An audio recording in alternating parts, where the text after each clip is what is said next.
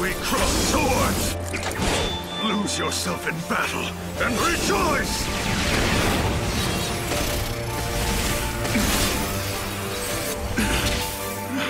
Embrace the terror.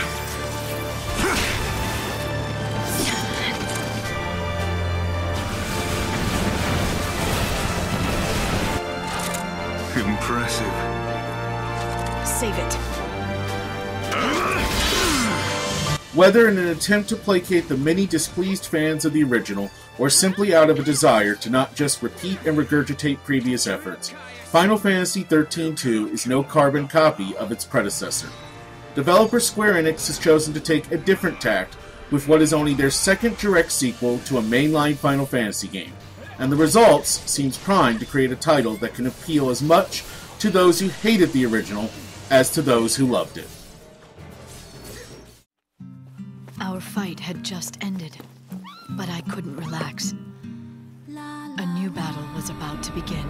When Lightning mysteriously vanishes, only her sister Sarah is able to remember she survived the events of the original Final Fantasy XIII. Upon encountering Null, the last surviving human of an apocalyptic future, Sarah joins him in a time travel-filled quest to both find Lightning and change the world's tragic destiny. The pair soon also encounter Caius, a man who claims to be the immortal guardian of the timeline and fated rival of Lightning. With Caius prepared to go to any lengths to prevent changes to the timeline, Sarah and Null will have to push themselves to their limits if they are to ever have a chance of unwinding the endless web of conflict that has engulfed their lives. Almost as non-linear of a game as 13 was a linear one, 13-2 offers players more freedom of choice than any other non-MMO Final Fantasy to date. While this statement might seem at odds with a game that essentially features only two main playable characters, a deeper look reveals otherwise. From multiple difficulty settings, an option not present in the original game, that can be switched between at any time, to the live trigger system that lets players choose their reactions to NPCs and events through a branching conversation system, to multiple endings, a la Chrono Trigger, many of which can only be unlocked after beating the game for the first time, choice is an ever-present factor of the game. My friend's buried here.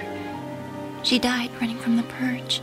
This is her grave. Choice also extends to the game's battle system, a refined and tweaked version of the Command Synergy battle system from 13. Already a highly adaptable and fast-paced system thanks to the paradigm shift mechanic, in 13-2 players will also be able to switch control between Null and Sarah in battle using the Change Leader function, along with further adjusting a non-controlled character's AI by way of the paradigm tuning system. Also new are cinematic actions, 13-2's version of QuickTime events. CAs tend to come at dramatic points and or during the climax of a major battle, and successful completion of them can often lead to a variety of in-battle bonuses, ranging from avoiding extra damage to inflicting an instant stagger state on enemies, regardless of how full the combo meter is. Players can also gain various bonus items as a reward post-battle for successfully completing CAs. Some cinematic actions will even give players multiple actions to choose from, which can dramatically change the outcome and flow of a fight.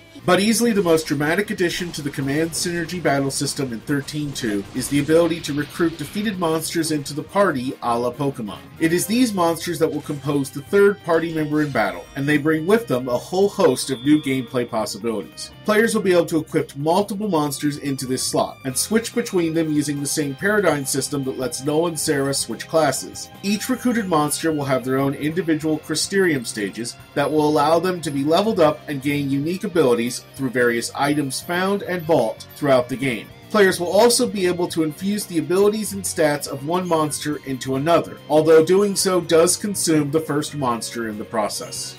In addition to standard attacks and abilities, recruited monsters also give the party access to Feral Links. Similar to the limit breaks of Final Fantasy games of yore, Feral Links are extra powerful versions of a monster's attack that can be triggered when a gauge on the side of the screen is full. Players then have a chance to perform a synchronization, which is a special kind of cinematic action that most greatly resembles the action commands made popular in the various incarnations of the Mario RPG games. When correctly performed, Feral Links can do massive damage to a single enemy, inflict unique status effects, or take out a whole swarm of opponents in a single blow. At least 50 recruitable monsters will be initially available in 13-2, including series stalwarts like the Chocobo and Toonberry, plus some familiar summons from the past. Players will even be able to visually customize their recruited fiends to some degree. And the return of the Colosseum, where special battles and recruitable monsters, including a certain female character named after a weather effect, promises players plenty of incentive to get the most out of their monsters. Noel, you told me in your time Cocoon didn't exist like it does now. Yeah, after it happened, the whole world just fell apart pretty much. It doesn't have to happen. No, we can change the future.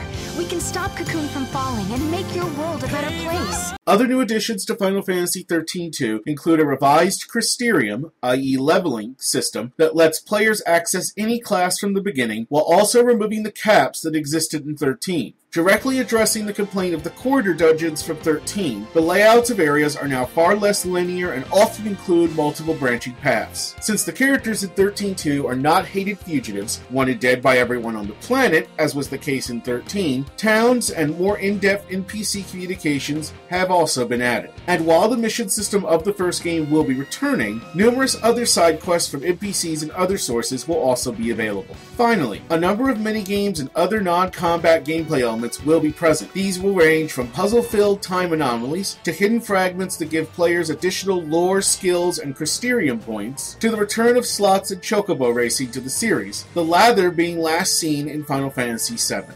If nothing else, 13-2 is clearly not some fast and dirty sequel meant to just make a quick buck. With a meaty story, plenty of side missions and optional gameplay, the kind of high-end production values that has become synonymous with most Square Enix games, and the promise of DLC to come, this is one RPG that fans of the genre can look forward to. While I do not believe that Square has any need to earn redemption after 13, what with it being my number 2 game of 2010 behind Mass Effect 2, 13-2 may nonetheless end up the game many people were hoping 13 would be. Final Fantasy XIII-2 is due out on Xbox 360 and PlayStation 3 on January 31st in the US and on February 3rd in the UK and Europe. Stay tuned to Blistered Thumbs for our full review of the game, and be sure to share your thoughts and opinions in the comment section below in the meantime. I've decided.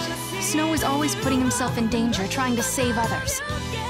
So, I'm going to save him. When I became a Lassie, he did everything he could to help me. Now it's my turn. Why do you want to change time? Why do you try to stand in his way? As you change the timeline, you come closer to death. I wanted to change history, make things better.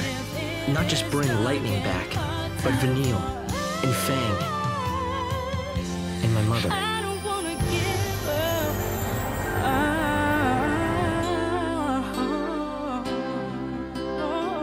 Hey, Lightning.